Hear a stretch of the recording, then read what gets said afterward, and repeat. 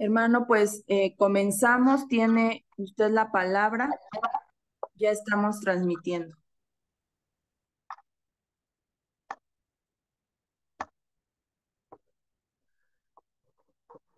Bueno, pues si se ve y está grabando bien, yo no me veo, será por alguna razón. Sí se ve, Paz. Bueno, pues te doy gracias a Dios porque empezamos este tercer pues capítulo, vamos a llamar, o tercer eh, viernes de discipulado con el tema de la epístola del apóstol Pablo a los Gálatas. Haciendo una breve recapitulación, podemos decir que en el primer viernes tuvimos la introducción y nos ubicamos en quiénes eran las iglesias de Galacia y cuál era el propósito que tuvo Pablo para ir por allá. En el segundo, pues empezamos el capítulo 1 y hablamos del Evangelio. Eh, eh, yo quedé pendiente de comentar el versículo 10 del capítulo 1, versículo 10 del capítulo 1, que dice, pues busco ahora el favor de los hombres o el de Dios, o trato de agradar a los hombres, pues si todavía agradara a los hombres, no sería siervo de Cristo. Y aquí este es el punto medular de lo que vamos a comentar este viernes, porque ciertamente hay mucho la tendencia en el ser humano y sobre todo en el ser humano religioso, en la persona religiosa, pues de quedar bien con el liderazgo de los hombres. Y siempre hay alguien que domina la escena y que se erige como líder a nivel de hombres, pero estamos llamados a buscar pues el rostro del Señor, el beneplácito de Dios, nuestro Señor, y eso nos cuesta a veces trabajo. Eh, Tenemos que batallar mucho con la manera como hemos sido educados. A veces la fe en Cristo, la tomamos como una prolongación de nuestra educación desde que éramos niños. Y la educación siempre fue en base a personas que nos educaban y esas personas eran las autoridades de nuestra vida, llámese padres, abuelos, maestros, etcétera. Y después ya que crecimos y venimos a conocer de Dios, pues es a través de personas que nos compartieron el Evangelio o que tenían autoridad desde el punto de vista religiosa sobre nosotros. Y pues también la imposición de reglas de conducta antes de conocer de Dios, conocimos las reglas de un buen cristiano. Y todo eso va en contra de lo que realmente la palabra de Dios nos está enseñando. Porque en la palabra de Dios primero, pues es que Dios nos llame, que Dios nos dirija y después pues hemos de ir cambiando a la manera que el Señor nos va dirigiendo. Y no al revés, no darle a Dios primero para que Él nos quiera, para que Él nos ame. Nadie, ninguno tenemos la estatura de poder ser alguien digno del amor de Dios. Él nos ama de pura gracia. Y de esta manera es que este capítulo que a mí me toca iniciar es el capítulo, sigue siendo el capítulo 1 en el versículo 11. Voy a leer mi parte que me toca y luego haré algunos comentarios. Dice, más os hago, Gálatas 1:11, del 11 al 24. Dice, mas os hago saber, hermanos, que el evangelio anunciado por mí no es según hombre, pues yo ni lo recibí ni lo aprendí de hombre alguno, sino por revelación de Jesucristo. Porque ya habéis oído acerca de mi conducta en otro tiempo en el judaísmo, que perseguía sobremanera a la iglesia de Dios y la asolaba. Y en el judaísmo aventajaba a muchos de mis contemporáneos en mi nación, siendo mucho más celoso de las tradiciones de mis padres. Pero cuando agradó a Dios, que me apartó desde el vientre de mi madre y me llamó por su gracia, revelar a su Hijo en mí, para que yo le predicase entre los gentiles, no consulté enseguida con carne y sangre, ni subí a Jerusalén a los que eran apóstoles antes que yo, sino que fui a Arabia y volví de nuevo a Damasco. Después, pasados 3 años, subí a Jerusalén para ver a Pedro y permanecí con él 15 días, pero no vi a ningún otro de los apóstoles, sino a Jacobo, el hermano del Señor. En esto que os escribo, he aquí delante de Dios que no miento. Después fui a las regiones de Siria y de Cilicia, y no era conocido de vista a las iglesias de Judea que eran en Cristo. Solamente oían decir, aquel que en otro tiempo nos perseguía, ahora predica la fe que en otro tiempo asolaba, y glorificaban a Dios en mí. Es importante ver cómo cierra el capítulo 1 con este breve versículo que dice, glorificaban a Dios en mí. Vamos a comentar esta parte porque es muy relevante, muy interesante. Pablo no está compartiendo su testimonio para que sirva de inspiración general o para engrandecerse. Lo está usando su testimonio, las partes de su testimonio que narra aquí, para desmentir los reclamos de personas que quieren socavar su mensaje. Quiere dirigir la atención al Dios de asombrosa gracia. Aquí es lo importante, cómo en la enseñanza del Evangelio nosotros como personas vamos siguiendo, pasando a un lugar secundario para darle a Dios el lugar que a Él le merece, al Todopoderoso, a Cristo el Señor y el Evangelio de la gracia maravillosa. Mientras Pablo nos cuenta cómo se convirtió en un seguidor de Jesús, o más exactamente diríamos, cómo Jesús lo hizo su seguidor.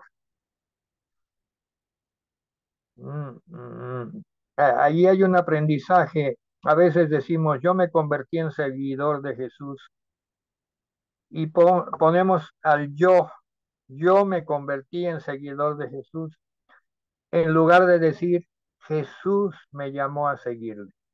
Jesús trabajó en mi vida aún antes de que yo tomara la decisión. Y lo vamos a ver más adelante que Pablo lo reconoce.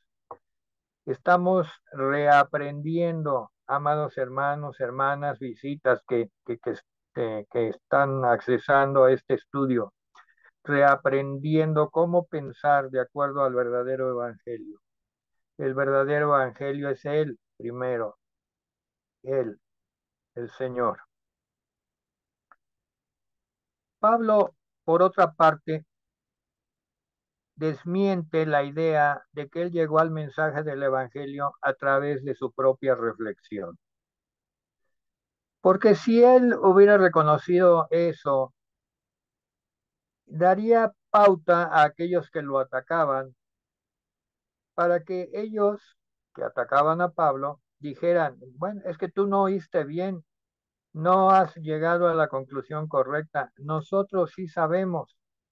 Y bueno, es el Evangelio más la circuncisión y todo eso que querían incluir en el mensaje del Evangelio, también los ritos del judaísmo. Y Pablo está empeñado en esta argumentación de lo que acabo de leer, en echar por tierra esa reflexión. Desmiente la idea de que él llegó al mensaje del Evangelio a través de su propia reflexión, razonamiento y pensamiento. Él narra que antes de su conversión, él era intensamente hostil a la iglesia y al cristianismo que empezaba. Es conveniente en este momento leer, vamos a leer Hechos 8:3, libro de los Hechos, capítulo 8, versículo 3. Es absoluto en ese sentido. Está narrando cómo Saulo, que en ese momento se llamaba Saulo, se comportaba contra los cristianos. Y dice en el versículo 3, y Saulo asolaba la iglesia y entrando casa por casa, arrastraba a hombres y a mujeres y los entregaba en la cárcel. El versículo 4 dice algo muy interesante. Pero los que fueron esparcidos iban por todas partes anunciando el evangelio. Qué especial es, ¿verdad? Cuando Dios, el Señor, para sus maravillosos planes aún, pues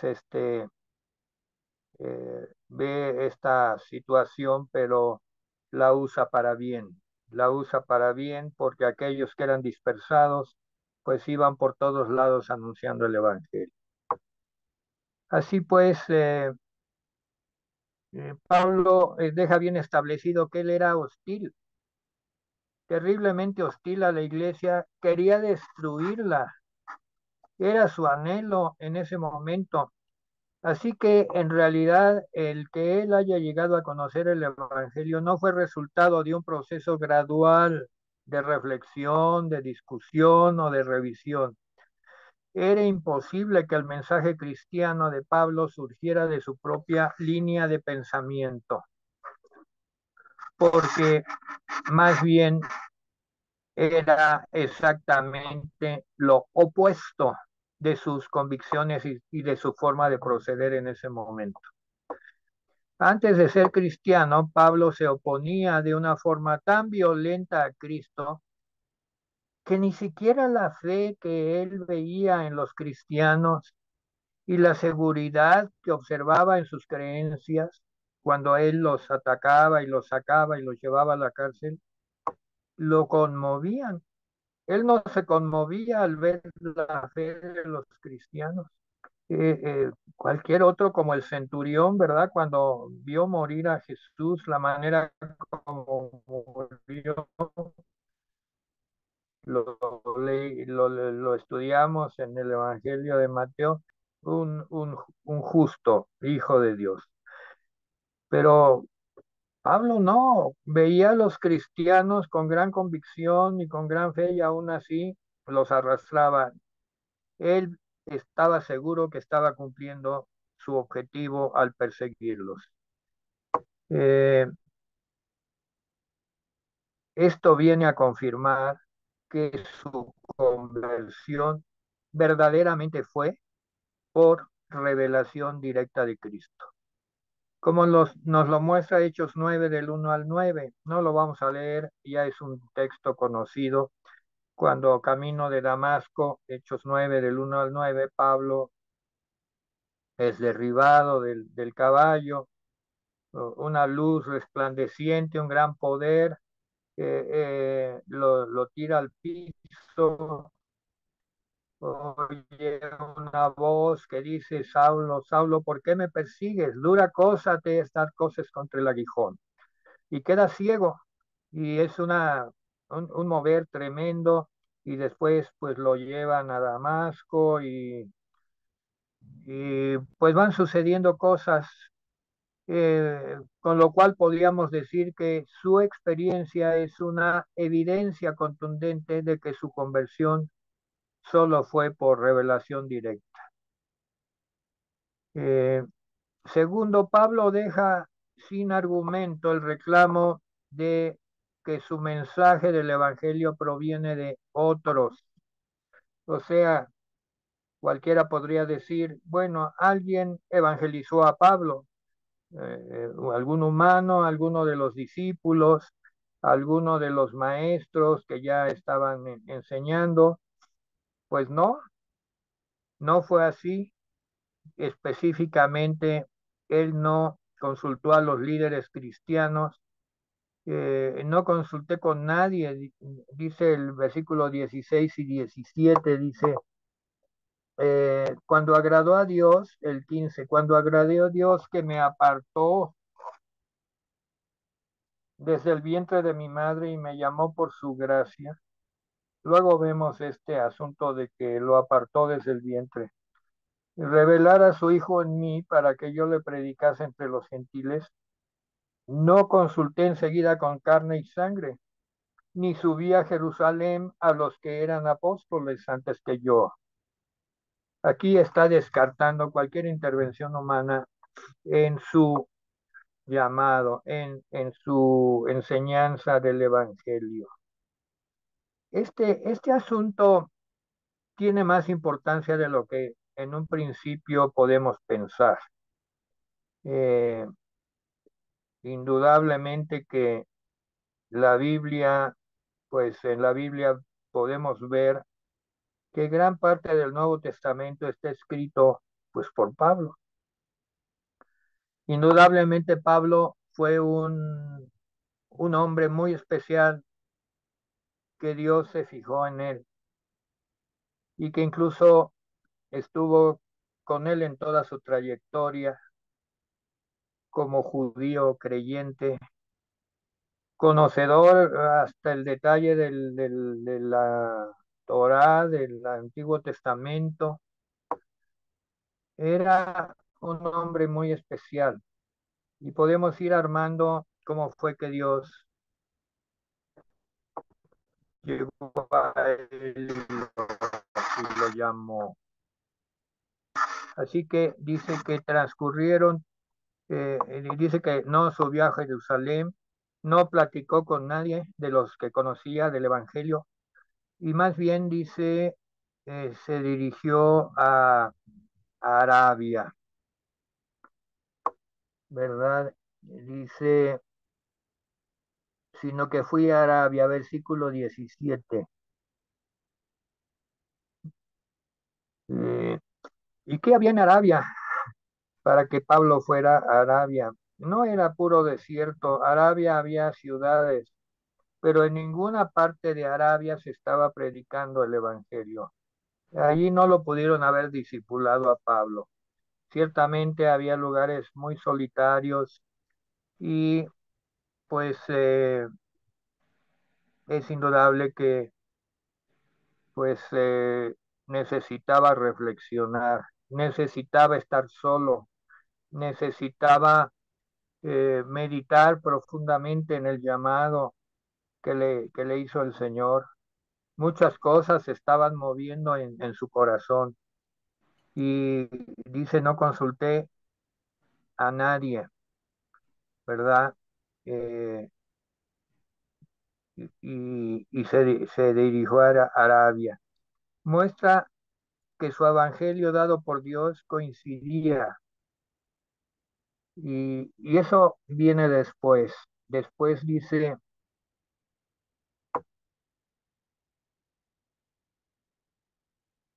volvió a Damasco después de Arabia y después pasados 3 años, 3 años pasaron de su regreso de Arabia, cuando decidió subir a Jerusalén, finalmente, para ver a Pedro, y dice, permanecí con él 15 días. Pablo muestra que su evangelio dado por Dios coincidía con el mensaje que los otros apóstoles, con autoridad como Pedro, habían recibido de Dios. Pedro, Santiago y las iglesias de Judea estaban entre los que glorificaban a Dios. Por lo que él habría hecho por Pablo y por el mensaje que le había entregado, no recibió su comisión o su mensaje de los otros apóstoles.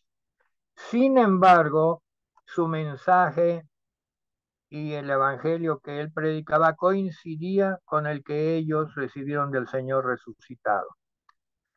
Allá en Lucas 24 del 45 al 49.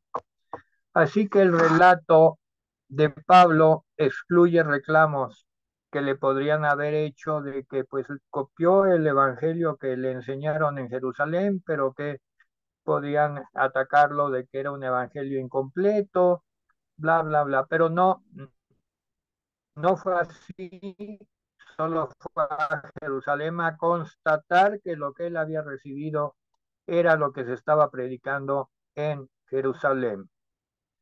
Y sin embargo, el testimonio de Pablo no solo establece su autoridad como maestro del Evangelio, también ilustra aspectos de lo que es el Evangelio de la gracia.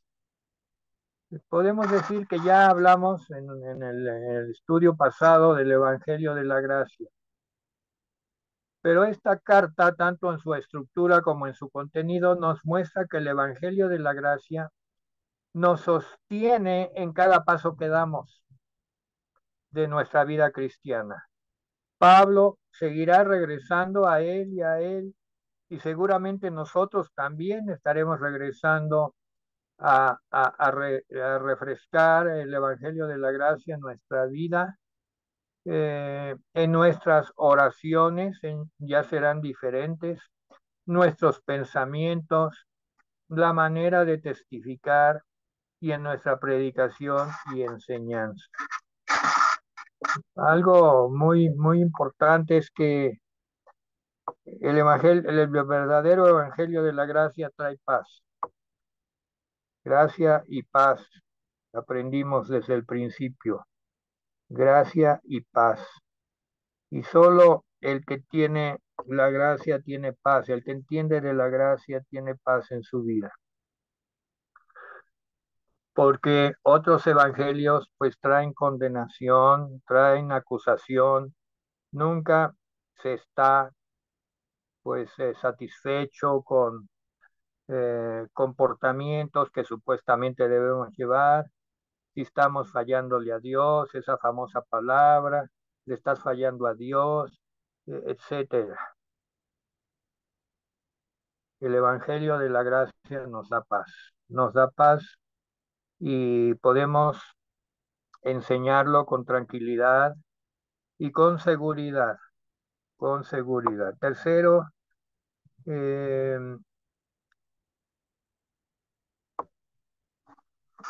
la gracia asombrosa, ¿verdad? Pablo era un hombre eh, Pablo es el ejemplo de la gracia. Él había hecho cosas terribles. Muchas personas fueron muertas por causa de su persecución. Muchas familias fueron desintegradas. Fue un verdadero lobo rapaz. Hizo cosas terribles. La furia con la que perseguía a la iglesia de Dios, tratando de destruirla. Mucha gente inocente había muerto. Incluso también él era un hombre muy religioso. Durante todos sus años pasados habría procurado vivir de acuerdo con las costumbres y tradiciones del judaísmo con mucho rigor. Y él presumía o asumía que en cuanto a rigor de obediencia, él superaba a sus contemporáneos. Y trataba de tener un gran celo por la justicia moral. Sin embargo, esto no lo había hecho justo para con Dios. Aquí nos da claridad, ¿verdad? De estas personas que tratan de pervertir el evangelio y pues orillar a Pablo a aceptar esta postura de que pues hay que agregarle algo más a la fe verdadera en Cristo. Antes de su conversión y como hombre religioso que era, Pablo guardaba estrechamente todas las reglas. Él lo sabía y eso lo hacía llenarse de orgullo. Aquí vemos la primera cosa que trae la perversión del Evangelio. La perversión del Evangelio produce gente orgullosa. Orgullosa porque dicen, sí, sí, Cristo murió por mis pecados, pero además yo hago esto, esto y esto y lo hago bien y eso me llena de orgullo. Yo, bla, bla, bla, dan todas las reglas que ellos cumplen y los hace orgullosos. Pablo era un religioso orgulloso y lo está diciendo yo, sobrepasaba a mis contemporáneos en cumplimiento de la ley, de las leyes, de la religión. Su, su testimonio es un poderoso argumento al corazón palpitante del cristianismo, el Evangelio de la Gracia. Repasemos un poco de la gracia. La gracia es el favor de Dios gratuito e inmerecido. No hay obras que podamos accesar a la gracia. Este favor de Dios obra poderosamente en la mente y en el corazón de este evangelio y lo transforma su vida. No existe un ejemplo más evidente del evangelio de la gracia que Pablo. Si alguien era digno de que no podía ser alguien que fuera aceptado por Cristo por todo el mal que había hecho, pues era Pablo. Pero por la gracia de Dios, Pablo fue elegido. Y dice que fue elegido desde el vientre de su madre. Y aquí nos abre pues otra situación, ¿verdad? ¿Quién accede al Evangelio de la Gracia? ¿Quién es? Pues no por méritos. Pablo no solo no tenía méritos, no tenía méritos contrarios. La experiencia eh, de Pablo, y es muy interesante la oportunidad que nos da la Biblia para estudiar el caso de Pablo. Ya saben que una muy buena manera de estudiar es por casos.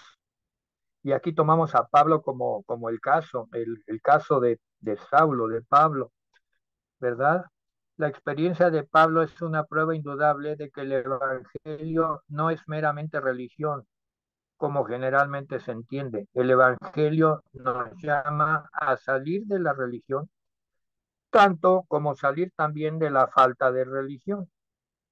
Ay, me parece un trabalenguas, ¿verdad? Pero así es, ni la religión ni la falta de religión. El Evangelio es la solución. Amén, amén. Nadie es tan bueno como para no necesitar la gracia del Evangelio, ni tan malo como para no poder recibirla. Si había alguien malo, malo en el sentido del daño que había causado al Evangelio y a los cristianos, era Pablo. Sin embargo, Pablo era sumamente religioso, pero necesitaba el Evangelio. Pablo era sumamente imperfecto, sin embargo, podía ser alcanzado con el Evangelio. Vean que el caso de Pablo no lo debemos olvidar. Hemos, antes de este estudio, quizás tomado a Pablo de antemano como el gran león de Dios, y aquí él mismo en el Evangelio de Gálatas, en la epístola del apóstol Pablo a los Gálatas, él se desnuda y desnuda su alma y dice, yo era esto, yo era un malvado, perseguía, mataba, tenía mucho odio en mi vida porque odiaba. Vean, era religioso, cumplía con todos los deberes religiosos y estaba lleno de ira, de odio. Se gozaba en maltratar, en matar, en vulnerar la vida de gente inocente. Pablo reflexiona y se da cuenta de que la gracia soberana de Dios estaba trabajando en su vida mucho antes de su conversión verdadera, como sucedía en nuestras vidas. La gracia ya estaba trabajando. Cuando Pablo dice que Dios lo había apartado desde el vientre de su madre, quiere decir que la gracia de Dios lo había estado formando y preparando toda su vida para las cosas a las cuales Dios lo iba a llamar. Eso es sorprendente. Pablo había estado resistiendo a Dios y haciendo mucho daño, pero Dios estaba preparando y predominando sobre todas sus intenciones y usando sus experiencias. Qué interesante. Hasta sus fracasos para prepararlo primero para su conversión y después para ser un predicador a los gentiles. Grande es Dios, grande es y su gracia es maravillosa. El conocimiento del Antiguo Testamento, el celo, el adiestramiento, el esfuerzo que estaba haciendo para oponerse a Dios y a su iglesia, Dios lo estaba usando para quebrantarlo y equiparlo para ser luego un instrumento de Dios en la edificación de su iglesia. Dios había estado obrando todo el tiempo para usar a Pablo en el establecimiento de la misma fe a la cual él se oponía. Este tema continuamente lo vemos en la Biblia y hay muchos casos, no es el propósito ahorita estudiarlos todos, pero sí mencionar. La gracia asombrosa es lo que Dios está haciendo.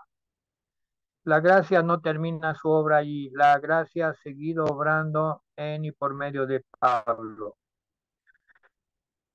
El apóstol no solo testifica de quién fue él y de cómo Dios lo convirtió, también aclara cómo es una vida vivida bajo la gracia de Dios. Primero, Pablo dice que a Dios le agradó revelar a su Hijo en él, en mí, dice, para que yo lo anuncie. Nadie puede hablar de lo que no conoce, nadie puede explicar lo que no tiene. Pablo necesitaba conocer a Jesús para después predicarlo y anunciarlo. Lo que Pablo quiere decir aquí no lo entendemos de inmediato. ¿Qué quiere decir que Dios reveló a Jesús en Pablo? La mejor interpretación es que Pablo estaba combinando dos experiencias en una. En primer lugar, obviamente, Dios le reveló a Jesús en el camino de Damasco. Fue allí donde se dio cuenta quién era Jesús. Simple y sencillamente porque en todos sus sentidos percibió la presencia, un encuentro personal con el Cristo de la... Todo allí. En segundo lugar, como lo muestra el resto del versículo 16, dice, para que yo lo predicase entre los gentiles, para que yo, Pablo inmediatamente se dio cuenta que estaba siendo llamado para mostrar a otros quién era Jesús. Así que podemos decir que Dios le reveló a Cristo para poder revelar a Cristo por medio de Pablo. Esto nos muestra una diferencia importante entre una persona meramente religiosa o moral, una buena persona, y un cristiano. El cristiano tiene más que una creencia intelectual en Cristo. El cristiano verdadero es algo más que un intelectual del cristianismo. Tiene una relación personal con él y sabe que esta relación no se le da solamente para su propia comodidad personal y para su alegría. No, esta relación conlleva la responsabilidad de revelar a Cristo a otros a través de lo que Él es, de lo que hace y de lo que dice.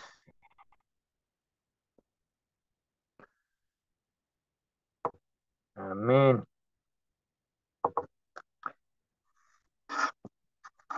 Voy a terminar, se acabó el tiempo, enfatizando lo que acabo de decir. En el versículo 22 dice, y no solo era conocido de vista a las iglesias de Judea que eran en Cristo, aquí ya habla del Pablo predicador, y solamente oían decir de las iglesias cristianas, aquel que en otro tiempo nos perseguía, ahora predica la fe que en otro tiempo asolaba, y glorificaban a Dios en mí. ¿Qué significa que glorificaban a Dios en mí? Pues que Pablo, con su cambio, con su transformación a través del Evangelio, producía en todos aquellos que conocían de él, producía un gozo tan especial que alababan a Dios, que glorificaban a Dios por el conocimiento de Pablo, que Pablo había tenido de Jesús y que estaba ya predicando la palabra de Dios. Esto nos trae, ¿verdad? Ese versículo que dice que cuando un pecador se arrepiente realmente, hay gozo en el cielo, hay glorificación, se glorifica el nombre del Señor y dice que glorificaban a Dios en él. Pues termino aquí la parte que me corresponde y cedo a Yazaret para que continúe con el estudio. Bueno, hermanos, vamos a continuar con Gálatas capítulo 2 y voy a leer, voy a ir leyendo algunos versículos, doy comentarios y así hasta llegar al versículo 10. Dice la palabra del Señor: después, pasados 14 años, subí otra vez a Jerusalén con Bernabé, llevando también conmigo a Tito.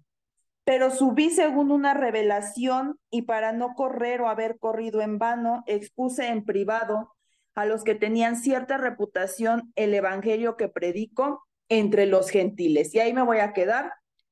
Ya vimos que Pablo dice que él no había antes, cuando él comenzó, ¿verdad? A instruirse en el Señor, él no había hablado con los apóstoles que habían conocido a Jesús, que entre ellos estaba Pedro, ¿verdad? Pero dice que pasaron 14 años, o sea, Pablo continúa relatando, ¿verdad? Esta parte de la experiencia de su ministerio. Y él dice que pasaron 14 años y que subió a Jerusalén, o sea, fue a Jerusalén. Y dice que ahí él iba acompañado de dos personas, Bernabé, que vimos en el primer estudio, ¿verdad? Que fue Bernabé quien después fue a traer a Pablo, ¿verdad? De Tarso, y de ahí comenzaron el primer viaje misionero. Bueno, en esta ocasión, pasados los 14 años, vuelve a ir a Jerusalén con Bernabé y lleva consigo también a otra persona que es Tito. Ajá. Y dice Pablo que él hizo esto, o sea, que él regresa a Jerusalén según una revelación y para no correr o haber corrido en vano, ¿verdad? Estas dos personas que lo acompañaban eran personas que Pablo conocía, eran personas que habían colaborado con él en los lugares donde él había predicado. Obviamente eran personas de mucha confianza de Pablo. Y dice que entonces regresa a Jerusalén y podemos notar aquí cierta incertidumbre. Ajá, dice que él regresa a Jerusalén porque tuvo una revelación y obviamente que esta revelación fue a través del Espíritu Santo, ¿verdad? ¿Qué estaba ocurriendo? Que por esta revelación Pablo baja a Jerusalén. Y esta revelación que les daba lo inquietaba de alguna manera, ¿verdad? Recordemos que quiénes eran las personas, los de la iglesia en Jerusalén, porque en Jerusalén estaba como la sede principal, ¿no? De la primera iglesia, los primeros cristianos. Pedro y algunos de los otros apóstoles que caminaron con Jesús habían permanecido en esta región. Ellos habían predicado a muchos judíos y habían, o sea, su sede de predicación, por así decirlo, había sido como esta zona de Galilea, ¿verdad? Jerusalén. Y aunque Pablo sabía muy bien sobre esto del ser, ya lo explicó el pastor, ¿verdad? Judío, porque él también guardaba la ley y él sabía sobre el hacer y guardar la ley judía, él sabía muchas cosas. Él comienza a notar un problema que hay respecto al evangelio diferente que se está predicando, porque acuérdense que en el estudio pasado vimos de eso. Pablo está diciendo, si alguien viene y les dice, les comparte un evangelio diferente, entonces esta incertidumbre que Pablo tenía que ver con eso, con este evangelio diferente que empieza a escucharse y que Pablo empieza a notar que se está instruyendo o que escucha de muchos hermanos que está sucediendo, ¿verdad? En muchos lugares. De ahí surge esta revelación de ir a Jerusalén.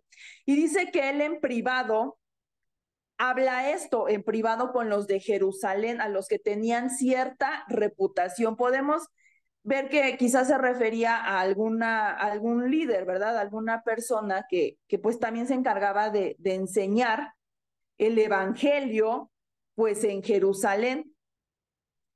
Y no es que Pablo dudara del mensaje que él estaba compartiendo, porque recordemos que Pablo fue instruido y enseñado por el mismo Señor Jesucristo. Y él estaba seguro que el evangelio que él compartía a los gentiles era el evangelio verdadero.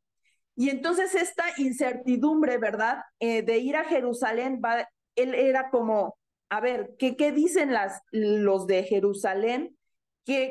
¿Cuál es el mensaje del Evangelio? Si el mensaje del Evangelio que estoy dando está acorde, ¿verdad? Con lo que yo también enseño a los gentiles, porque recordemos que en Jerusalén se compartía el Evangelio, pero muchos eran judíos, ajá, y Pablo estaba en otras regiones donde no tenían conocimiento de la ley, no eran judíos como en Jerusalén.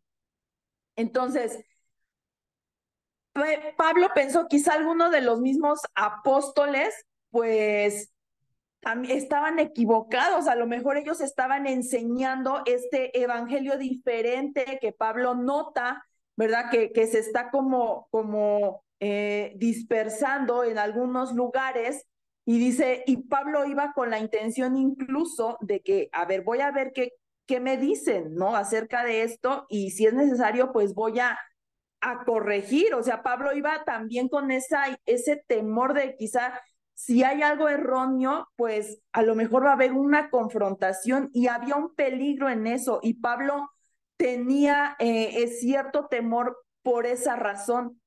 Ajá. Entonces, él hace lo mejor que puede y dice que lo habla en privado, no lo hizo públicamente, porque la intención de Pablo no era como avergonzar tampoco, ¿verdad? O decir yo tengo la razón absoluta, ustedes están equivocados, sino que Pablo comienza a tener una revelación movido por el Espíritu Santo de que hay algo, ¿no? Hay algo, Pablo, que está distorsionando mi evangelio, el evangelio del Señor Jesucristo.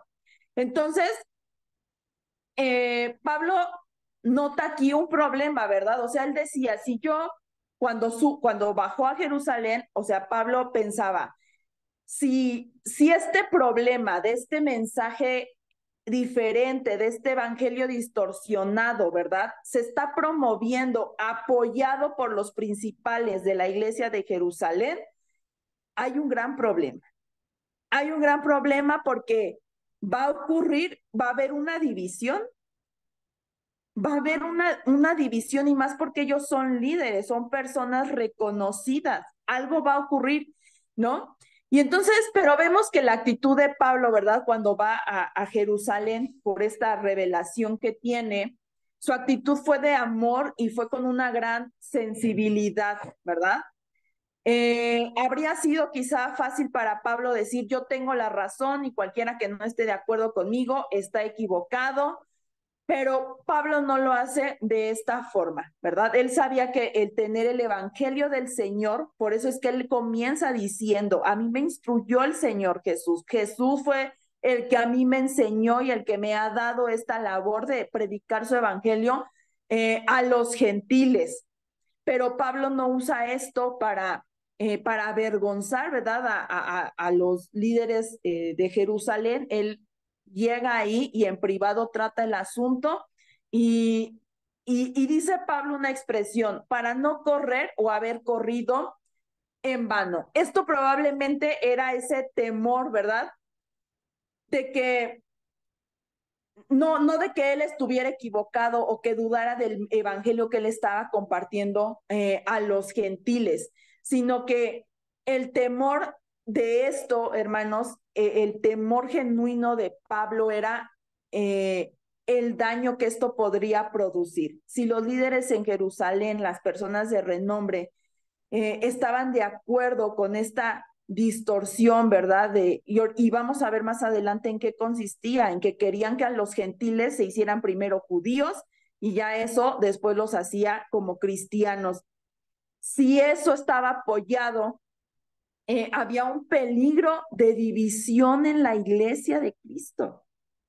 Había un gran peligro en esto, ¿verdad? Ese peligro de que los falsos maestros, ¿verdad? Que si estos falsos maestros que enseñaban conforme a estas cosas, los líderes de Jerusalén o los apóstoles mismos los animaban de alguna manera, entonces esto implicaba que el trabajo que Pablo había hecho a los gentiles, el evangelio que había compartido a los gentiles, pues no tenía ninguna razón de ser, iba a ser en vano.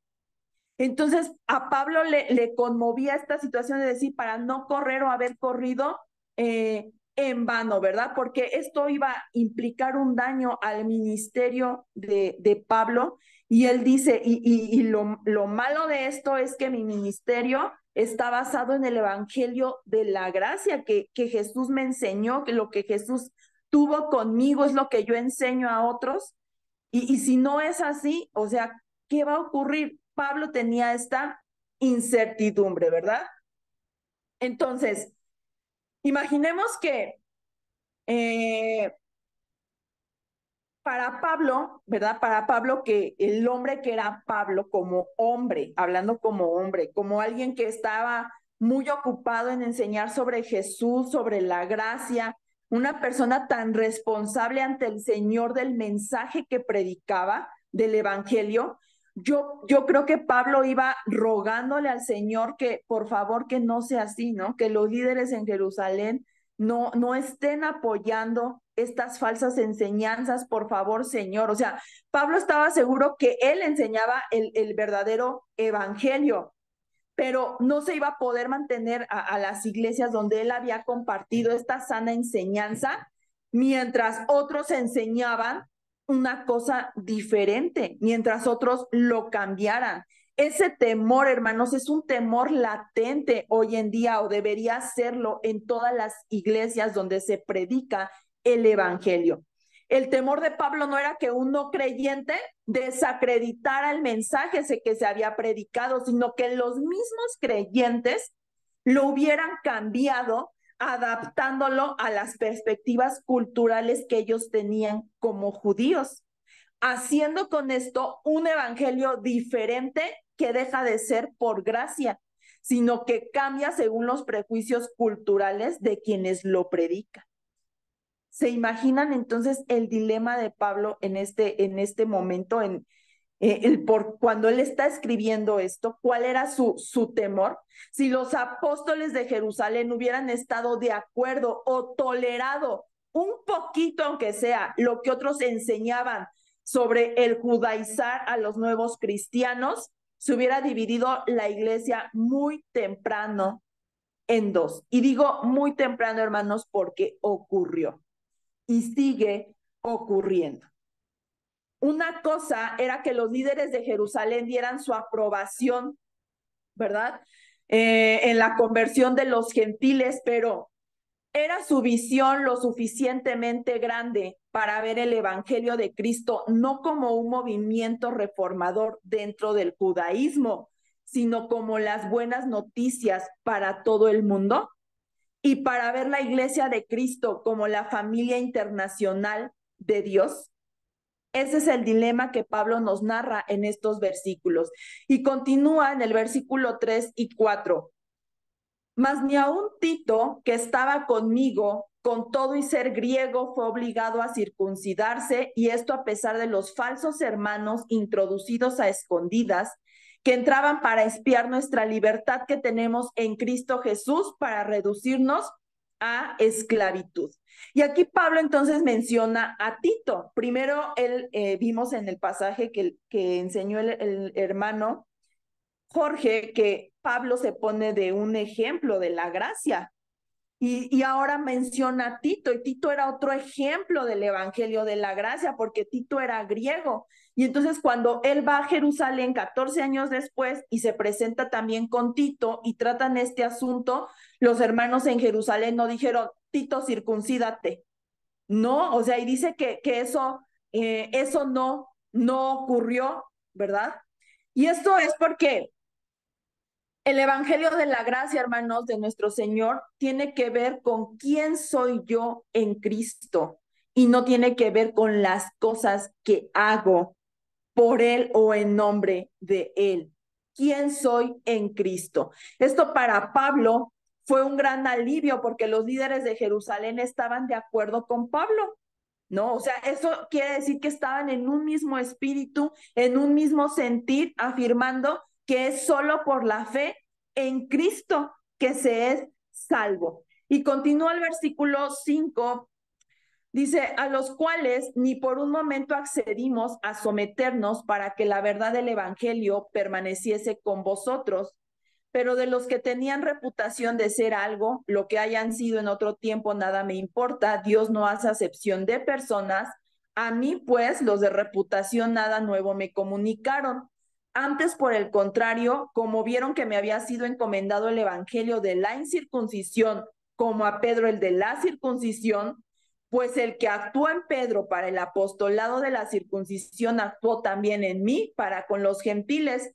Y reconociendo la gracia que me había sido dada, Jacobo, Cefas y Juan, que eran considerados como columnas, nos dieron a mí y a Bernabé la diestra en señal de compañerismo, para que nosotros fuésemos a los gentiles y ellos a la circuncisión. Solamente nos pidieron que nos acordásemos de los pobres, lo cual también procuré con diligencia hacer.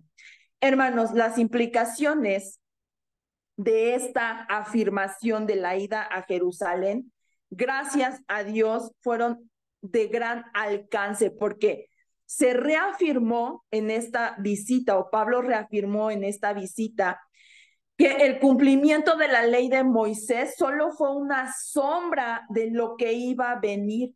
Sí fue válida el guardar la ley, todos esos rituales, hasta un tiempo señalado, o sea, hasta el tiempo de Cristo. Y quiero que vayamos a Hebreos 9, versículo del 9 al 10, por favor.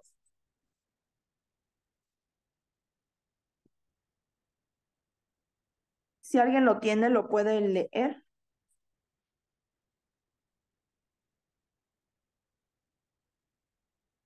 Bueno, yo lo leo, dice la palabra del Señor.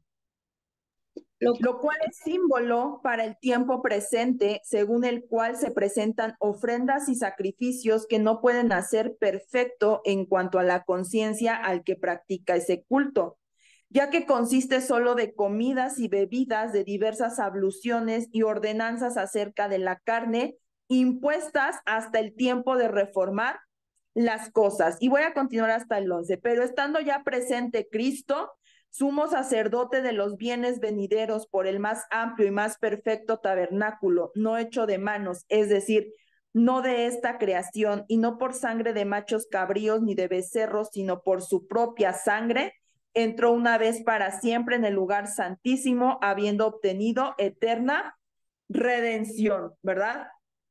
Entonces, ahora es por Cristo. Cristo cumplió a la perfección la ley, y ahora nosotros la cumplimos a través de Cristo. Cristo es el único que nos hace limpios y aceptos ante el Padre. Nadie más nos puede limpiar. La ley no nos podía limpiar y no nos puede limpiar.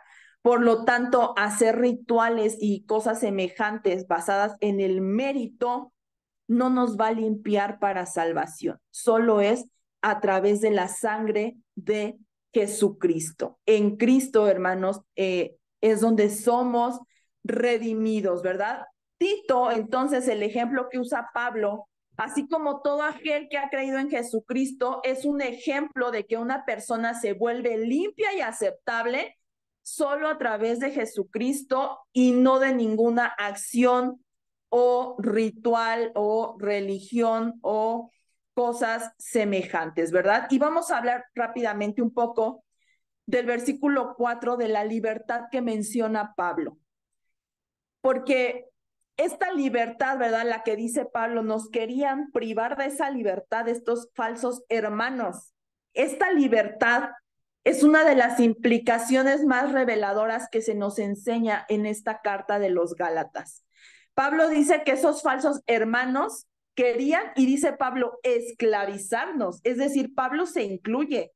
Pablo dice, también a mí, o sea, también a mí me querían esclavizar, ¿no? De alguna manera con estas ideas sobre que yo tengo que guardar ciertas cosas para verdaderamente ser salvo. O sea, Pablo dice, nos querían privar de la libertad que tenemos en Cristo Jesús. Y eso quiere decir que el verdadero evangelio nos da libertad.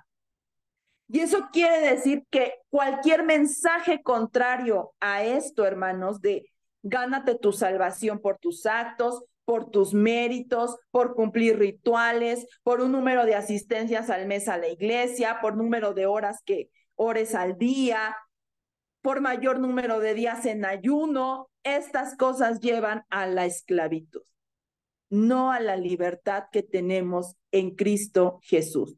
Un evangelio modificado no trae esa libertad que Cristo nos vino a dar, hermanos. Y una de las cosas a las que Jesús nos vino a libertar es la libertad de la cultura o libertad cultural. Y vamos a imaginar algo para poner un ejemplo de esto. Imaginemos, hermanos, una iglesia situada geográficamente en una zona costera donde hace mucho calor, donde hay playita, pues, ¿no? Imaginemos entonces ahora cómo son o cómo visten los hermanos de una iglesia así. Tú podrás decir, pues yo tengo calor, ahorita de verdad que en Tizayuca estamos con mucho tiempo de calor, pues me pongo un short, un vestido fresco, pero entonces imaginemos hermanos en una iglesia así, con estas características, con traje y hermanas con cuellos altos y faldas largas.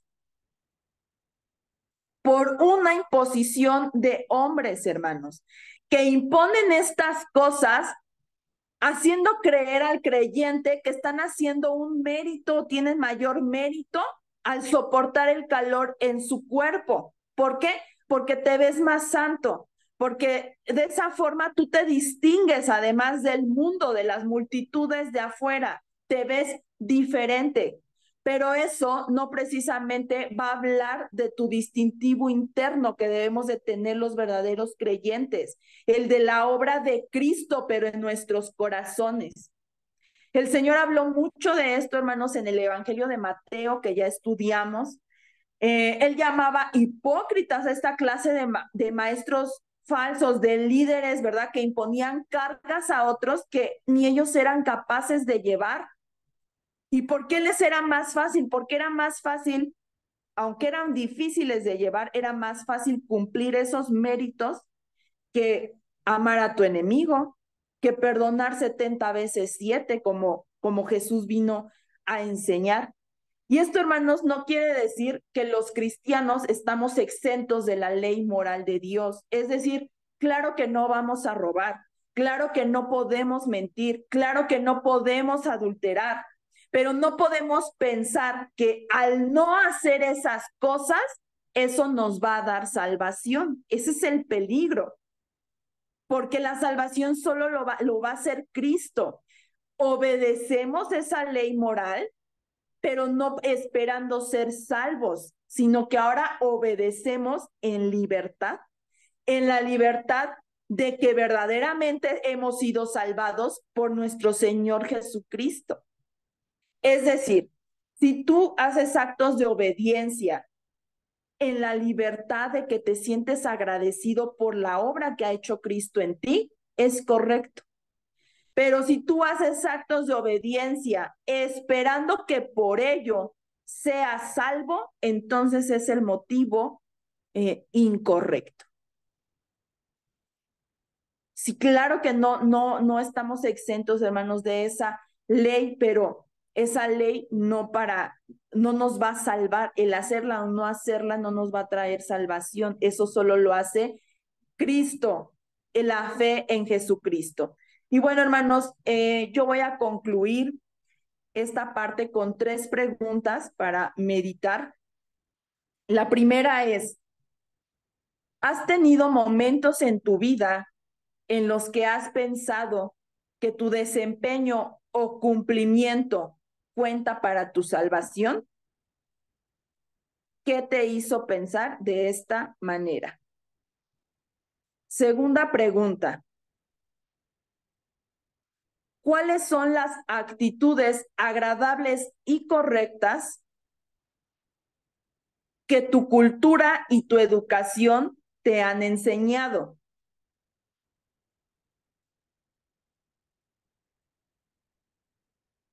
Y modifiqué un poco esta pregunta, hermanos, pero es continuación de esa segunda. Estas actitudes que tú tienes, que te han sido enseñadas culturalmente, ¿te han hecho tener expectativas sobre otras personas?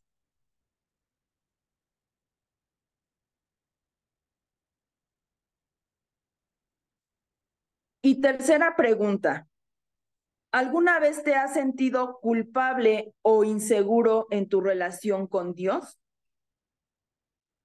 Y el complemento de esta pregunta es, ¿en qué confiaste para ser aceptado delante de Él?